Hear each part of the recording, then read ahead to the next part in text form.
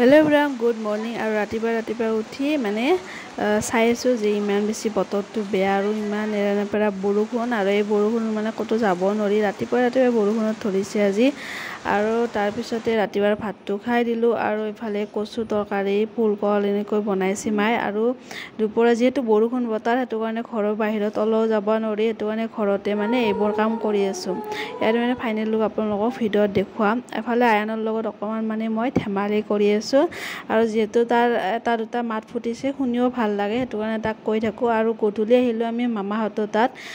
আৰু বহুতে জানে মামাহঁতৰ তাত আহিলি মই আৰু মায়ে ৰান্ধিব লাগে আৰু যেহেতু সিহঁতৰ ৰান্ধা মানুহ নাই আৰু ইফালে চাওক পানীলাও এটা দেখাই দিছো মামাহঁতৰ মানে নতুন গছৰ পানীলাও আৰু যেহেতু এটা বৰষুণ বতৰ হেতু কাৰণে ডাঙৰ নহয় তো তাকে কৈ আমি মানে হাঁহি আছিলো আৰু ইফালে মই মাংস বইল হ'ব দিছো ইফালে মামাক কৈছো যে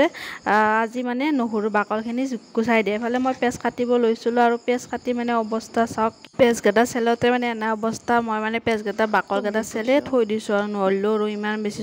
চকুত হৈছে আৰু এফালে চাও মাংস বইল হৈ গ'ল কিন্তু মামাৰ নহৰু বাকল গুচাই নহলাক তাৰ পিছত ইয়াতে পেজ জলকীয়া দি এনেকৈ মানে মাংসখিনি বহাই দিলো আৰু মাংস বহাটো আপোনাক দেখুৱাব নহল আঞ্জাই হৈ গ'ল এফালে মায়ে চকাত বনাইছি ভাজা এফালে ভাত এফালে মাংস আঞ্জা ৰেডিয়ে আৰু আজি